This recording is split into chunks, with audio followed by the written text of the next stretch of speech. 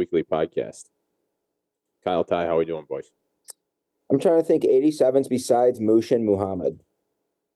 For some reason, Kellen Davis keeps coming to mind. He was 87 too? Yep.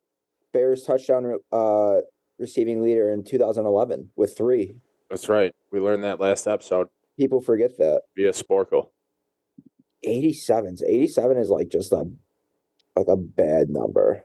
Until you realize that Jesper Horsted also wore 87. Fun fact about Jesper Horsted, he was on the receiving end of Justin Fields' first touchdown. Is that right? I think didn't he have like 3 touchdowns that game? No, that was in a preseason game. Yeah, I think with maybe 1 or 2 with Fields and there's like between Fields and Foles. I don't know who it was, but that was awesome. There's actually quite a few 87s in Bears history. Big time bust Adam Shaheen. Oh, how could I forget about him? Name drop Justin Gage. Yeah, he was number 87. Everyone remembers Justin Gage for that 1 or 2 year stretch, and then Tom Waddle. Oh yeah. Yep. Tommy Waddle. So 87, good number. Ty, quick, Jesper Horsted, what Ivy League school did he go to? Yale, clearly.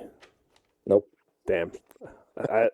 If you say it I admire your confidence. If you say it confidently enough, people tend to just take it for what it is. I believe you. I guess. Stanford? Not an Ivy League school.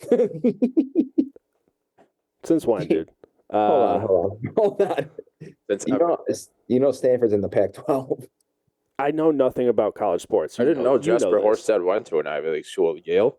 Princeton. Didn't I just say Yale? Yeah, you did say Yale. Princeton, okay. Jesus, are you guys just ripped out of your mind? I just don't listen to anything Tom says. Put your booty head on. One last number, 87 for the Bears. There's a guy that played for them in 1995. His name was Andre President. President. Really? Yeah. Damn, that's actually got to be. That's a sick last name. That is. Like, can you imagine if you what just words or I'll say words or objects would you want to have as your last name? Like President. Something powerful like that. Jackhammer. Yeah, right, exactly. You call me Steele, Justin Steele. Like Yakhammer. It's French, but it just looks like Jackhammer. something, or like Leatherwood. Yeah. Come on. That like guy was an all-American name like that. That guy was built to be an oversized guard on the Bears. Right? He can do a lot with his hands. Or even like a one that's actually a last name too. Power. Like that's a sick last. Like, hey, I'm Seamus Power. Yeah. Hey, I'm Kenny Powers. I mean, we're just nailing this episode so far. Yep. The only 87 to ever play for the Cubs, Eric Castillo. In 2021. Yeah. How many games? I bet you he played like 2 games. In September at the end there. Mm-hmm. I don't know why. 4 games, 8 at bats, 2 hits. 250. I like it. What I want to talk about March Madness here. Okay. I want to talk about one game specifically. Ty, how's your betting been going? Fucking, like I said, dude, heater. Absolute heater. Yeah. Feed us more picks. What are your early leans for the Final Four? Haven't looked. Can we start calling you Jimmy Heaters? I know. You're better off not looking. What's your gut tell you? FAU versus SDSU. Who wins? I like FAU personally, but I've been doing a lot of over-unders just because I like both teams, dude. You want to hear a fun fact about San Diego State? They haven't had a single over. They're in the same state as Stanford, which is in the Pac-12. Not Ivy League. Not Ivy League. Ivy League schools. Hashtag not Ivy League. San Diego State has cashed the under in 13 straight games now. Yeah, so I'll probably hammer that under. Ooh, juicy. Yep. Like once that stat becomes like really public knowledge, that's when you have to hit the over. It's going to be a blowout on the over. I mean, we took the under yesterday. Yep. And then what? Oh, it wasn't even close. It was a slugfest. Well, I mean, if that game went to overtime, that would have been juicy. I think it's still. Are you happy that Bama lost? You asking me or Ty? Anyone who wants to answer. It's a podcast. Yeah, I'm happy they lost. It's nice to see. It's nice to see a villain go down. I feel like they were playing the role of villain this year. Well, when you have a guy in your team who, murders someone. I mean, he didn't murder the person, but in my opinion, he was allegedly. Sorry, allegedly. Disclosure. Allegedly. I saw the most overused joke or take after they lost, and people were just mocking NATO, saying wrong place, wrong time, which I guess is fair. Like, kind of a stupid thing for him. All kinds of stuff like that on Twitter. I like chaos in the bracket until it impacts me negatively. Oh no, I live for the chaos. I'm a fucking underdog. Like, I was having a great time watching FAU go on a run. I love seeing Houston and Bama lose. But until Texas blows a 13-point lead over Miami with like less than 8 minutes left, it all came crashing down, and I started not having fun. That's exactly where I wanted to go. So, Ty, tell me about did you watch? There's no way you watched that game. Yeah, I did. I was at the Becca's parents. I certainly watched that game. Yeah. And I also cashed for what it's worth on the first half over, so sue me. First half over and Miami plus 3.5. Jesus, you got action everywhere. I've been betting like a fucking madman. It's disgusting, quite frankly. When you can't miss, why wouldn't you? Well, that's what I'm saying. What else did you bet? That's it. No, I'd have to go back and look at all the What's games. your unit these days is the real question. My unit? I'm not betting real money, dude. I mean, the most he's giving Monopoly money. He's giving Monopoly money to Becca and say, I want Miami. And then he comes on this podcast and brags about it. It's all one big mushroom trip. It's whatever. And she just gives him a muffin after. Here you go. Here's your winnings. No, I mean, I haven't bet over like $80 on a single game, so it's not like I'm cashing out fucking big money. $80 is fine. I'm up like a couple of days. That's enough to make it interesting. Yeah. How much are you up in your account? Like, how many units? 300 almost. 300 units. 300 is one unit $1. It could be. That's good. So you had a profitable March. Yeah, I'm up ahead here until. So here's what's going to happen. Because I know myself, I'm going to have like a couple hundred in the account come championship time, and I'm going to put like all of it on money line somebody, and that team's going to get blown out. So I'll let you know who that is, and you can fade Psalm season and win yourself some money. I mean, the national championship, what is that, a week from today here? Yeah, it is. Yeah. Monday, April 3rd. It's got to be UConn, right? I saw based on how these games have been going. They're just beating the shit out of anyone that comes across their path. Yeah, it's not even a contest. They're just rolling the floor with everyone. I should have listened to you, by the way. That FAU Final Four future. Thank you. At this point, how do you ignore Miami though? Because they're playing UConn. I know, but plus 5.5. Oh, I mean, I'm just saying to win it all. I'm not saying. Yeah, I mean, if you're picking a team to win it all, it's 100% UConn at this point. I know minus 125 doesn't have the plus sign, but it's close to even money. Yeah, it's very close to even money. And they're gonna play. I would almost say this is their tougher challenge this week, or in the Final Four compared to who they'll play in the national championship. Absolutely. To be honest, I think if they somehow play FAU in the Natty, they could. They could be a 10-point favorite. Yep. Right. That's what I was saying yesterday. I was saying whoever comes out of UConn and Texas's side, obviously was feeling good about Texas at the time, is going to be an 8 to 10-point favorite in the championship. Yeah, right. Like it's not. Kyle's saying take UConn minus 125. This is the same guy that told us to put futures on Houston and Alabama to win, and they both got knocked out the next day. But then I hit 1 for 3, and I said sprinkle FAU plus 600 to make the Final Four. And what did they do? Ty, did they make the Final Four? Let me check. We don't unit shame around here, but if we were to unit shame, Max, you would be negative and I would be positive based off that result. So you're right. Actually, but I said the value is within those teams that were right around like plus 900 to 1,000 to win. And where are those teams? One left standing.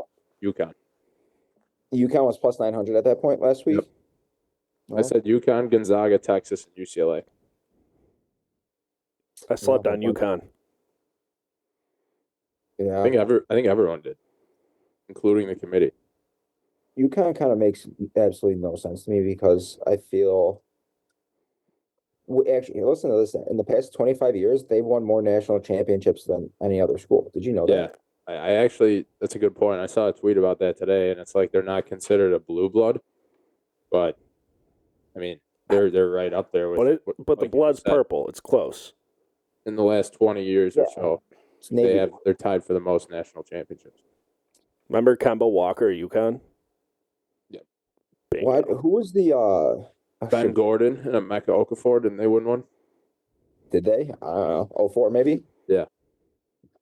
You know who's crazy, or what's crazy is I forgot that Richard Hamilton went to UConn. That just seems like a guy who like went straight from high school to the pros, right? Yeah. Or would have gone to Duke. Yeah, honestly. I don't know. I mean, I'm not gonna sit here and act like I don't know UConn, but I think they are. If you're gonna bet, They're a wagon. if that they're gonna, I think they're just gonna win it all. Like I would bet them to win it all right now, and then I would take Miami plus 5.5 on Saturday. Then it's like you kind of hedge a bit. Yeah, I agree with that. Thread the needle there, and if not, then you lose a little. I think if somehow they lose on Monday. I think if Miami pulls off a miraculous upset here and goes to the championship, then that opens the door for San Diego State or FAU. But I think if UConn wins, they're just gonna either of those teams they play in the championship are just gonna be overmatched. Yeah, I mean, I'm looking at the spreads right now, so this is crazy. That if somebody before the tournament would have told you that FAU was going to be in the Final Four, and the spread on their Final Four game was going to be only 2 points, you would have slapped me in the face.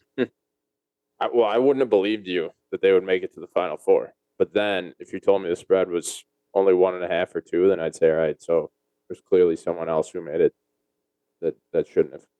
That went on a crazy run. I'll throw this out there. So right now on that FAU, so you said that 13 straight unders hit For San Diego State, yeah.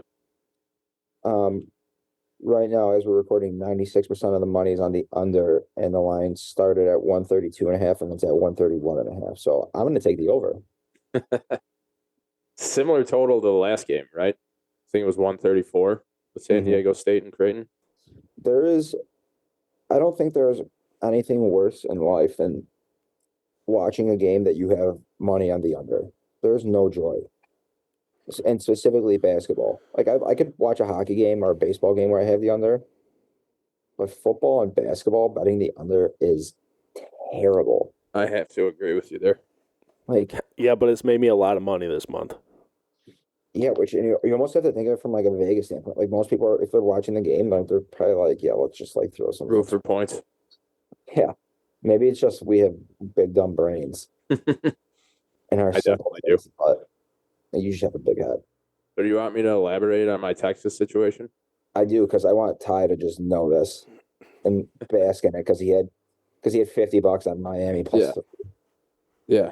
He went home and paid for half his groceries with his $50 Miami bet. Paid for the other half of that Bucci's hat he's wearing. I got the E's yesterday, dude. Only had the Booch before. He's got his lunch covered at Arby's this week. Yep. Could buy a lot of roast beefs with that money. It's disgusting. Me, on the other hand, I had basically 2 futures riding on Texas for a sizable chunk of change. And at the beginning of the tournament, I bet any 2 seed to make the Final Four at, I think, minus 150. And then I also bet Texas to come out of their region and make the Final Four at plus 325. So I didn't even put anything else on the game. I was like, this is plenty. I have enough rooting interest at this point. It's Texas money line, and just need them to win. Bust.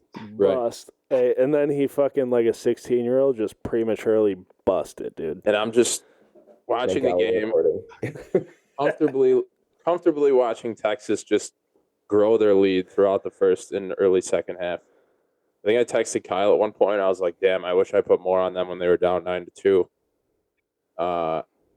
And then I'm sitting there watching the game with my dad. I think he actually said to me, he's like, I don't want to jinx anything, but Let me jinx it. but it looks like Texas has this game under control. They should win.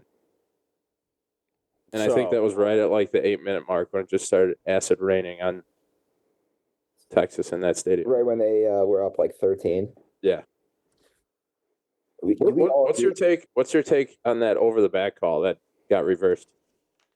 The over the back or over the backboard? Not the over the backboard. So towards the end of the game, I think it was tied. Miami misses a 3. Texas kid is trying to box out one of the Miami forwards, and Miami kid jumps up in the air. 2.5 left or 3 left. It was maybe even under 2 minutes, and it was 77-77. Miami kid jumps up in the air. Has the details. Oh, it's ingrained into my brain. And then the Texas kid tries boxing him out, but the kid's in the air, so he kind of like takes his legs out as he's like backing up into him. Initially, the ref calls over the back, but then they huddle together and overturn it, and they call it like basically a foul on the Texas kid. Puts the Miami kid to the free throw line. He makes both. One of those refs had money on that game. That's all I'm going to say. I mean, I was furious at that point. I'm convinced, and this might be like a further discussion for a different podcast, but I'm convinced that these games are rigged. Dude, that Vegas knows exactly where these games are going to end. Yeah, I think you're right. All tournament, the refs have been fucking dog shit. Just absolutely. There was so much money on Texas yesterday. So many fouls on ticky-tack bullshit. Even Becca was like, why do you watch this? It's a foul every time they touch the ball. Yeah, like even the end to that San Diego State Creighton game. Oh, my God. That like the final, 2 minutes took maybe 35, 40? Yeah. Actually, but like it took at least 20 minutes. And the foul call on that last shot was just unbelievable. And you can't tell me, come on, you can't tell me that what was the spread on that game? It was 2.5, I think. San Diego State was getting 2.5. Yeah, so I mean, it's pretty much a pick 'em, close to a pick 'em. Like, that's, I don't know. I mean, I guess that is a foul. He had his hand on his hip, but all the money was on Creighton too. There's no way that shot's going in, regardless of where that hand is, right? Yeah. That was just a bad floater. Yeah. I'm a proponent of when the game is tight like that, like certain situations should dictate how the game is officiated.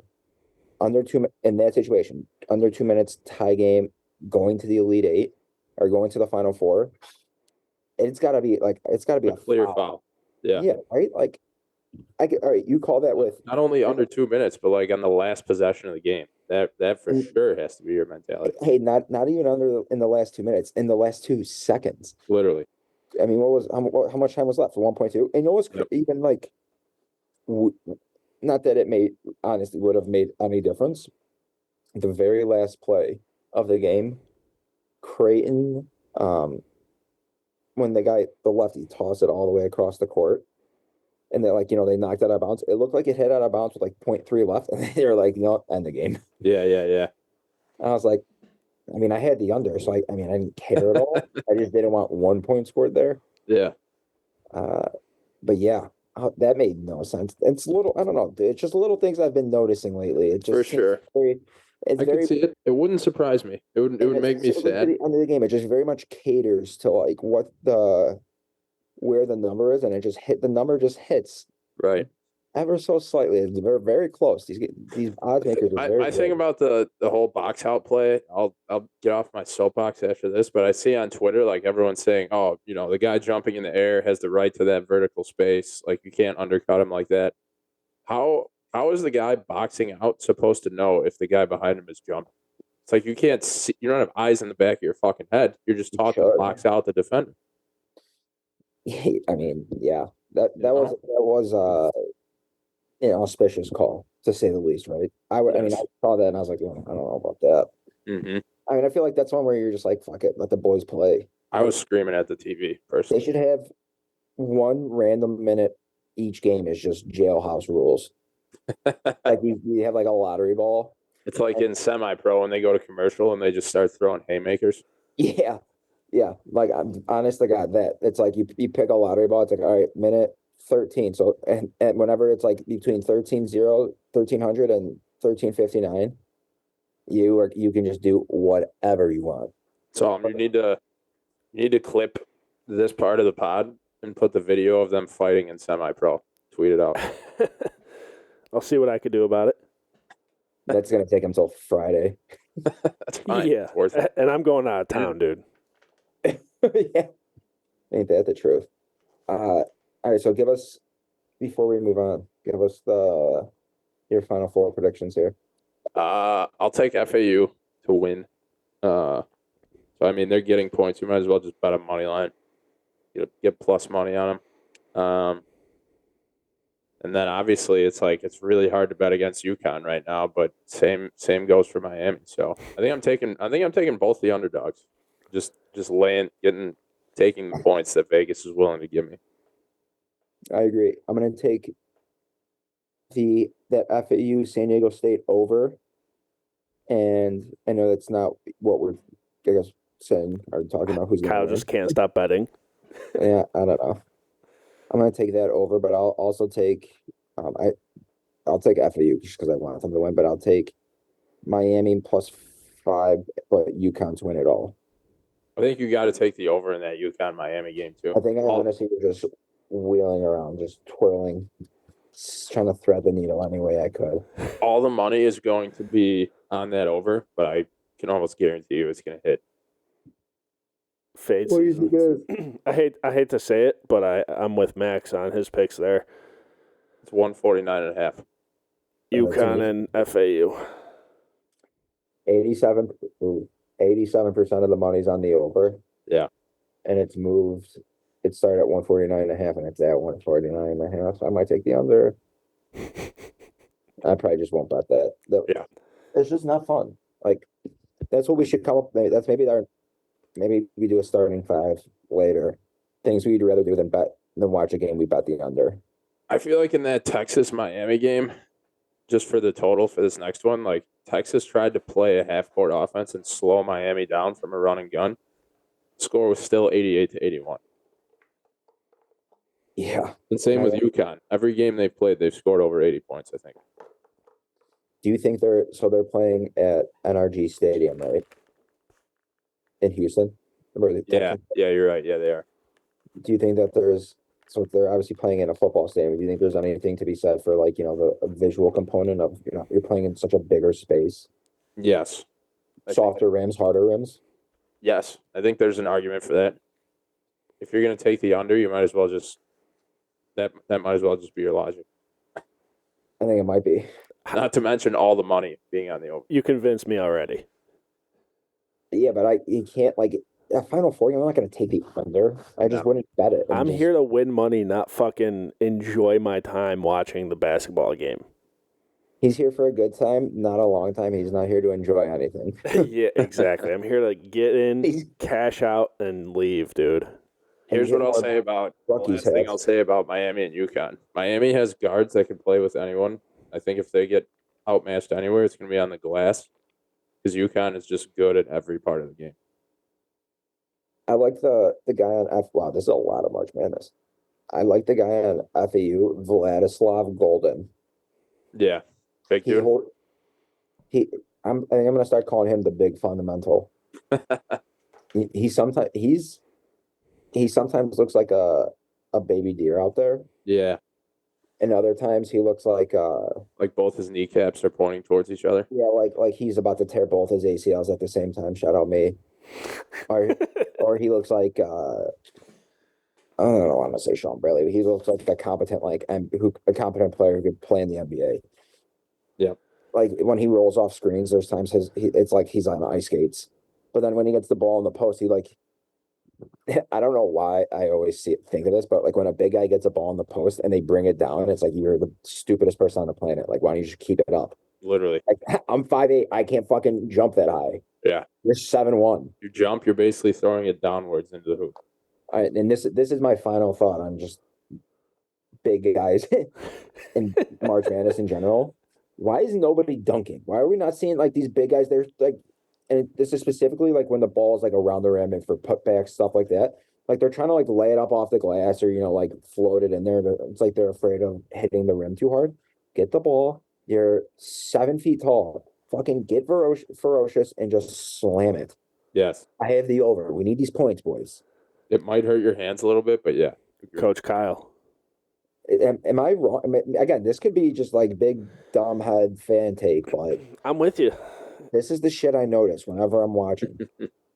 That's one thing to keep an eye on, though, is the visual of shooting with a deep, I'll say a deep background, right? It feels like it's a never-ending background, right? Just a shit ton of fans. Yes. I don't know. We'll see. What do we want to talk about now? We talk a little. Baseball season is obviously here. By the time we record next, there will be live MLB action that has already happened. That is a fact. Couple roster moves today for the Cubs that I was kind of surprised about. They on their opening day roster, they have a guy named Luis Torrens, who, to be honest with you, I've never heard of before spring training, and I feel like I'm pretty dialed in with what's going on with the Cubs. But yeah, he made the roster, which is, I guess, kind of cool, but I don't know what position he is. I think he's a catcher, which makes no sense, but also makes me think somebody's hurt. Morel was sent down. Rowan Wake was DFA'd, but cleared waivers, and they traded Zach McKinstry to the Tigers for some pitcher. Pretty surprised that Morel was sent down. No, I'm not. They want him to play every day, right? You are just hammering your boogers right now. No, that's why I'm not picking him. No, I'm not picking. I'm just scratching my brain. Yeah, it's huge. For Morel, I think he's a guy you want to keep playing, right? Like he's 22, 23 years old. His development is more important than those at bats. That's he's true. Gonna be up at some point, right? Like it's not like he's. It's different than when like Ian Happ was up for a couple years and then got sent down. This is like he was up, but he kind of like sucked the whole time, and like he's not a huge prospect, but he still like has that athletic potential. Yeah, he was a spark plug when he first came up, and he was tearing it up, and then he obviously slowly faded. How come you wouldn't say Patrick Wisdom's a spark plug? Because he's not. Because he's white? No, because he's a power hitter that strikes out a lot. Why is Morel a spark plug? Because he's fast and power hitter that strikes out a lot. He's fast and makes electric plays. You're saying P. Wizzy doesn't? No, I'm saying he's a corner infielder that just hits the ball really far. I don't know if you know who this guy is. Do you know who Edwin Rios is? Yes. So I think he's going to start at third base for the Cubs this year. I like him. I think there's a chance he might somehow lead the Cubs in home runs. Whoa. I know. You bet on his home run total somewhere? Ty, I don't know if you can look that up. His name's Edwin Rios. I don't know what his home run total over under is. Probably like 12. So, no, it's probably more. I don't know. That's actually a great question. I don't know what it is. But I was listening to a podcast with our good friend Andy Martinez and Jordan Bastian, and they were talking about Edwin Rios, and he is a big boom or bust guy, right? Like I'm not saying Joey Gallo extremes, but he's going towards that.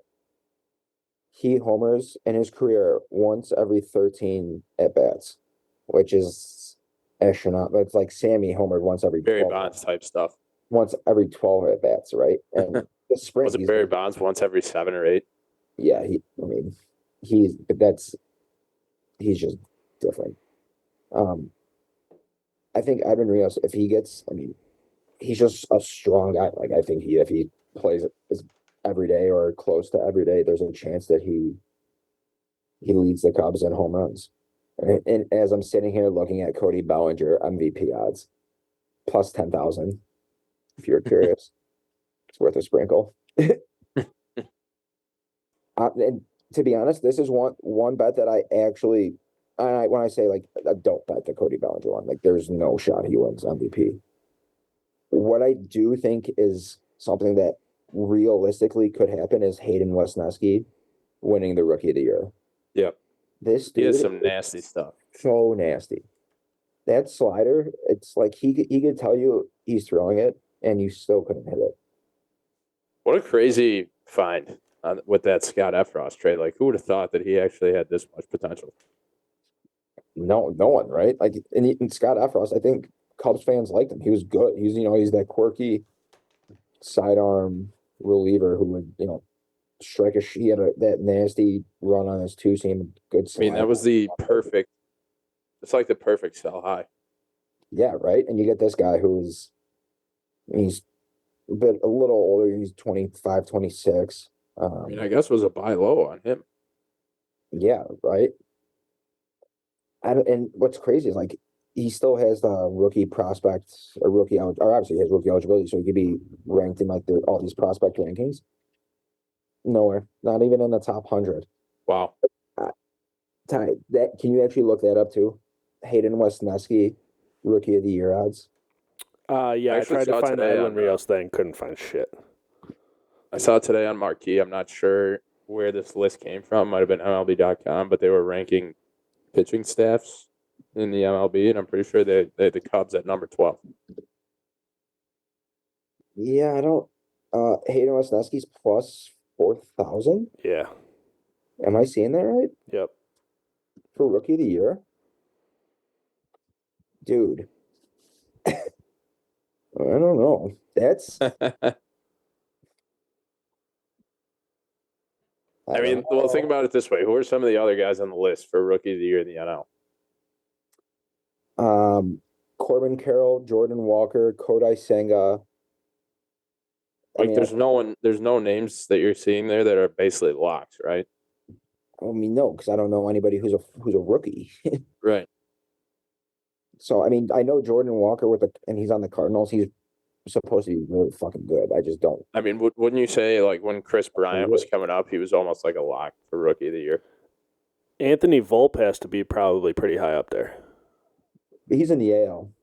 Oh, you're talking. But I only know him just because I've seen him on social media the past 2 days. If you'd have asked me this last week, who that is, not a clue, right? Who else? Like Spencer Steer. I've heard the name. I know Brett Batty on the Mets. I've heard of him. He's a lefty hitter, but besides that, I think it's worth it. I mean, plus 4,000 is crazy odds. You throw $10 on it to win 400. Like, right. If nothing else, you throw $10 and you have a rooting interest in this guy for the full season. Mm-hmm. The only thing that worries me is that it's I don't know what the Cubs' plan is when like Hendricks or these other starters. I mean, I guess Hendricks mostly. I don't know who else really would come in and start, but or if they ever go to like a 6-man rotation to just not like with him to not burn his arm out in this like first full season. Little things like that, I guess would be. I think that was always like. I mean, he's only been around for a year now. Wesneski. They acquired him, I think, in early July. So I mean, I remember when they picked him up, it was like a concern of him hurting his arm just based on his throwing motion. But yeah. Over under their win total right now 77.5. We got to be hammering the over, right? Like come on, 77.5. Really over. I don't know. I think their win total last year was 73.5, and they won 74. So I like to see Dansby finally putting the ball out of the yard a little bit here. They won 74 games last year. Think of it just simply like this: they won 74 games last year. You're telling me this team is only 4 games better, adding Bellinger, Mancini, Tyone, Hosmer. Did I say Dansby? I don't know, but you could say him twice. It's fine. Dansby. Like they've got to be. I mean, now you have a full year of Wesneski. Yeah, I think this is an 80-win team for sure. Justin Steele, Justin Steele's turned the corner here, and the thing about it is he's good. in the second half, I think they had a pretty damn good record, right? 39-31. And they were just kind of playing carefree. It's like they knew they were out of it. There was really no pressure. So who knows how much of an impact that had on it or how that'll translate to a new year with some big name guys on the team now. Yeah, that is something that I think about as well. Is there's the aspect where you're playing well, but you're playing well because there's nothing to play for, Right. right? No pressure. I Not to mention they had Frank Schwindel hitting at like an MVP level. Well, Frank Schwindel got DFA'd and like. I know. Oh, you're saying the year before? Yeah, I guess that was. No, Frank Schwindel got DFA'd before the second half. I guess that was the year before then. That was the year before. Yeah, smoke more weed. He was long gone by then. Their first baseman was like Edwin Rios. Yeah. I guess he was DHing, but they had like Alfonso Rivas or Patrick Wisdom playing first. Yeah, I mean they didn't have much. I mean, I guess in their rotation they had Adrian Sampson in the rotation, Wade Miley, the ghost of Wade Miley when he was like hurt or not. Do you think Hosmer makes it a full season with them? No, I don't. Unfortunately, nice guy. Seems like a very nice guy. I've heard through the grapevine he likes to throw some bucks on some games, not baseball games. Like he's legally betting, but allegedly don't start rumors. But I don't. I would bench. Shut the fuck up. Sorry, my dog saw another dog. I don't think he's gonna make it through a full season. But maybe he does. I don't know. Maybe Mervis comes up and just rakes, and they have them both, and we just are all happy. They got Mancini too, though. I like him. I think he's gonna have a nice year. Yeah. I think just like the left right balance that they have. Like I think they have Happ, Bellinger, say in the outfield, and it's two lefties and a righty. Obviously, Happ is a switch hitter. Then if they have Rios, Dansby, Nico, and Hosmer, that's 2 and 2. With Gomes and Barnhart left right there, then you have Wisdom off the bench. They just have a lot of Madrigal. Yeah, I mean they just have a lot of balance, right? They do have a lot of tools, and they have Miles Mastrobuoni off the bench as well. And I like him, he's a left-handed hitter. I think that's a big thing. I would say their big concern to me is their bullpen. I don't know who's going to be closing, what roles are going to be. Brandon, what's his name? Javier Assad was pumping some cheese in the World Baseball Classic. Yeah, I like him. I know a lot of people are high on him. I think he's going to have a breakout year. I mean, he's chucking 97 with a lot of run. So you don't know who it's going to be. It's going to be him. Yeah, I don't know who's going to be good, but I know he's going to be good.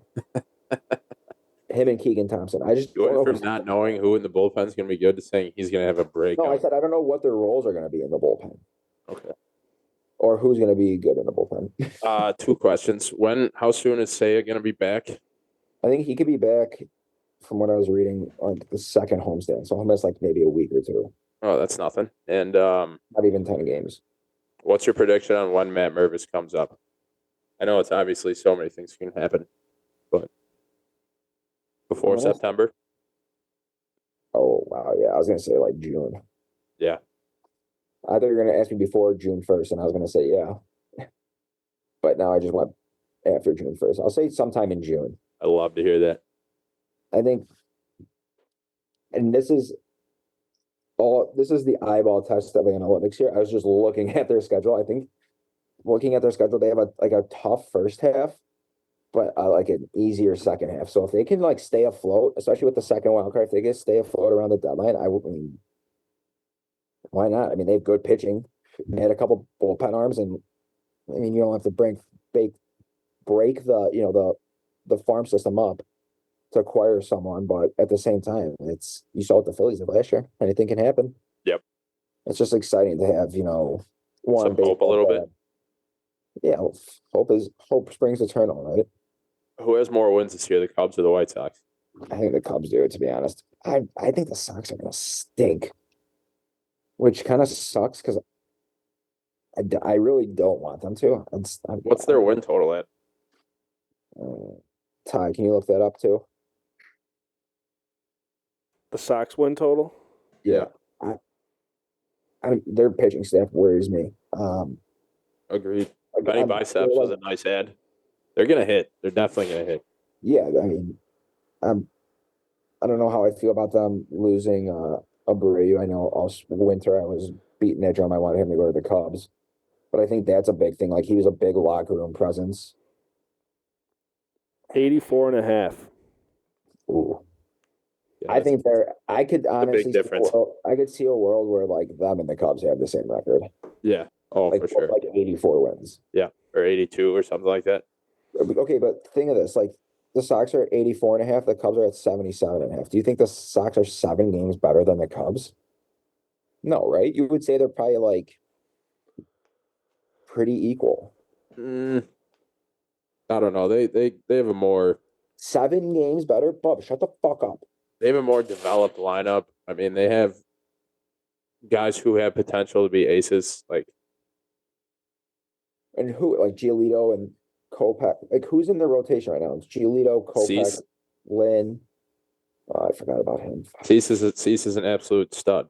You know, he's good. I take everything back. 84. He might win the Cy Young. Yeah, I forgot about him. I think I just erased that part of the Quintana trade from my brain. I just flushed that. Oh my God, the look on your face when I said his name. It was like re-bringing back up like a traumatic experience in your life. He just got PTSD. Yeah. Oh, my dog just puked. Yeah, he puked because he heard Dylan Cease's name. We don't mention that name around these parts. Oh, I think Dylan Cease is worth like 2 or 3 wins on his own. He's probably worth like 5 wins. I bet Versus you. the Cubs, I mean. Oh yeah, yeah. Well, that's a lock. Geez, that actually is bothering me now that I completely forgot about Dylan Cease. His wins above replacement last year was 6. Yeah, that's crazy. 6.4. I mean, he went For a pitcher, that's crazy. he had a 2.2 ERA in 32 starts. That's decent. In the AL. Yep. It's okay. All right, so their rotation is Kopech, Cease, Lynn, Giolito, and Doesn't matter. Clevenger, who got rocked by the Cubs today. Yeah. Yeah, so maybe 84 is like. I'll tell you this. How about this for a prediction? They're either going to win 90 or they're going to win under 80. Yeah. They're not going to win anywhere in 80, like from 80 to 89. Honestly, for their sake, I hope they have some better flipped. injury luck this year than they did last year. I've been all over the board here. Yeah.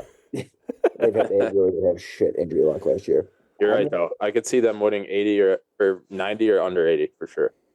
Right? Like they're a team that can really kind of be anywhere on the board. I don't think Tony La Russa really hit like them. Like I should say this. I don't think Tony La Russa being their manager last year like had that much of a negative effect on them. Yeah. Like he wasn't the reason that they played poorly. They won 91 games with them the year before. How do they just suddenly suck, right? Right. Like the same team 1 year later. Injuries. But yeah. Yeah, exactly. Injuries. So that's why I'm saying I think I could see them 90 plus or 79 and under. Yep. Nothing in the 80s. There you go. That's a hot take. We're back. Do either team make the playoffs? What do you think the odds would be for yes? And what do you think the odds would be for no?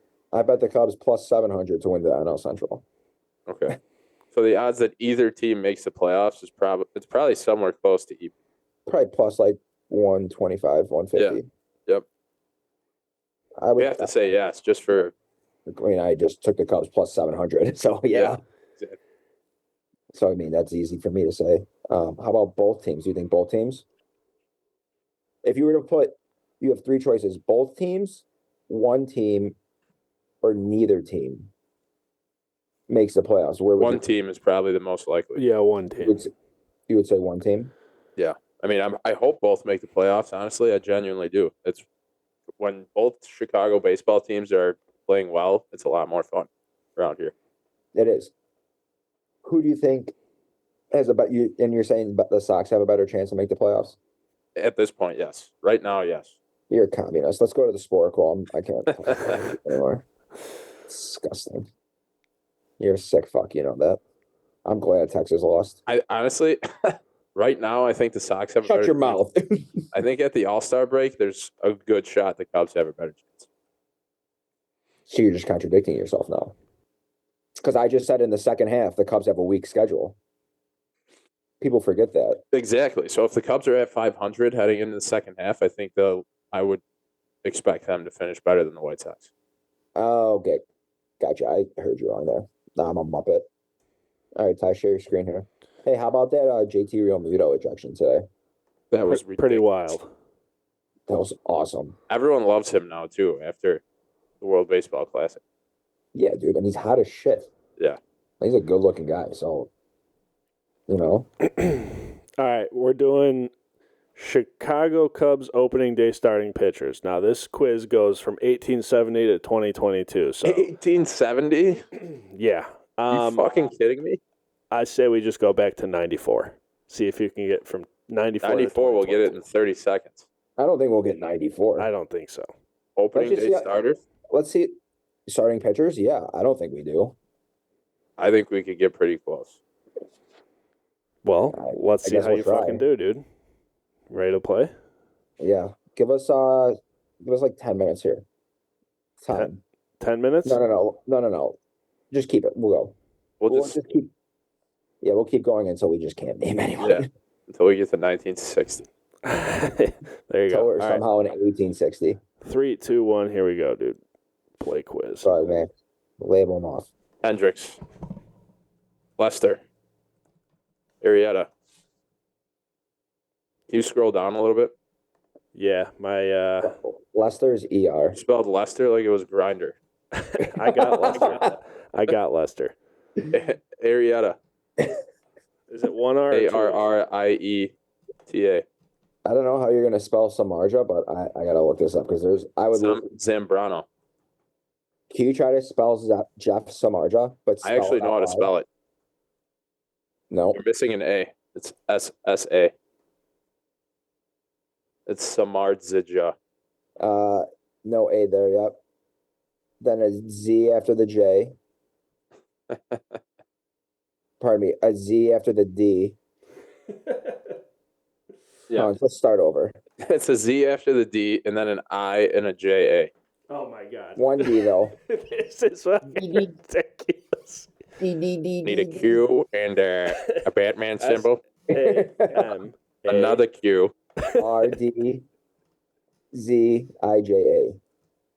Nailed it, dude. Did you get Zambrano? No, I did not.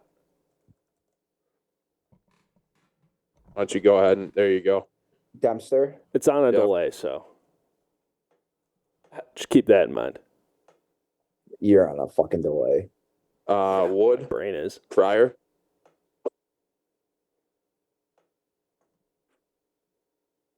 No. Lieber. Lieber. Oh, no opening day starts for Mark Pryor, huh? Their chair. Something. Venice. Who? Who? Benes.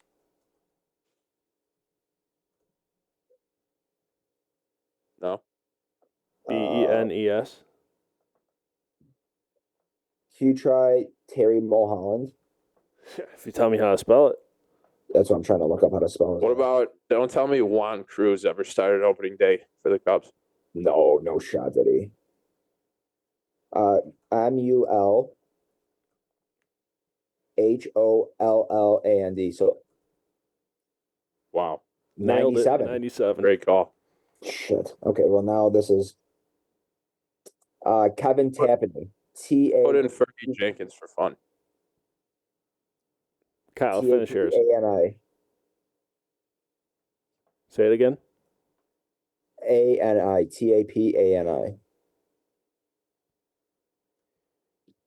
Nailed it. Oh my God. Max, who'd you say? Kyle's a fucking freak. Fergie Jenkins. Just fill up the board. Ferguson. Mr. Ferguson. Sutcliffe. Rick Sutcliffe. Jesus. I have legitimately trying to think was Steve Traxel? That could be a good one. How do we spell that? I think it's Trashel. It's Traschel. Trachtsel. Really? Yeah. Trach. Wow. 99. Look at this guy. Oh, he was 99? Yep. Dude, Mulholland, Tapini, and Traxel is unbelievable. You should put that on your resume. I mean, there's no way I get. Where are we? Jesus Christ, we're having a seizure. 96. We were 2 years old at this time. Yeah. Yeah, he remembers. Yeah, we were. Geez, I Spit it feel up, like dude. I don't even know anybody who is on that roster. I'm literally just like searching when Rick Sutcliffe left the Cubs, but we already said Sutcliffe. Was Sandberg still playing at this time? Yeah. So who would have been? He might have retired for 96. Let's look. Who would have 90 been to there? 96 is a gray area for you. Yeah. Let's see. Like who were their pitchers when they had Sandberg and They Grace? hit some guy. Was it Terry Adams? Oh shit, dude, Maddox. No. Yep, 92. Only one opening day start? That's crazy. That is crazy. And he has his number retired. It's like in the 90s. Who? Damn. Oh, wait a minute. I watched the 1994 opening day game against. Wait, so this is what's fucked up. I know they played the Padres in 96 and the Mets in 94, but I don't know who pitched. I know Doc Gooden pitched for the Mets in 94. Mark Grace had a walk-off in 96. But who was on the mound? Fuck was on the mound? Didn't realize the Cubs had Goose Gossage. The Did Goose they? Man. Type him in, that might pop up. Try. No. Shit, this is bad. This is bad radio. What about Dave Otto? Jesus Christ. No chance, right? Nope. Oh shit! I looked up both those games, the 94 and 96, and I was right on both of them. You'll never guess who fucking started these games. Well, there's now that no you know, why don't we just see? Mike Morgan in 94. Yeah, and Jamie Navarro. Like, there's no way there's no way No. we were. Jim No chance, no. Bollinger, Mike Bilecki with the blicky. I'm telling you, the fact that you got 97 through 98 or 99 off the top of your head is ridiculous. I think the fact that I got 97 to, and even you could go to 2000 with John Lieber. Yeah. Though I knew that because that was in Japan. That was actually, I'll take that back. Not yet. 97, and I was just naming guys who were on the road, like who. Didn't Steve Traxel or Kevin Tapani play on the 08 Cubs? I don't think so. Or is that John Lieber? Hold on. Not Let's to be see. confused with John You're Lester. thinking of Ryan Tepera. Steve Traxel was on the 07 Cubs. He was with the Cubs from 93 to 99 and then in 07. I thought John Lieber was on the Cubs in 08. Am I wrong? Dude, I'm a savant. John Lieber was on the Cubs in 08. Look at me. Do you know what number Steve Traxel was? 46? Yep, same as Ryan Dempster. He's 46? Yep. 2 Cubs opening day starters. Pull my hair and fuck me sideways. All right. One more trivia question for you. What number was Trey Mulholland? 47? 45. Fuck! Oh Damn. my God. You're sharp. Best one yet.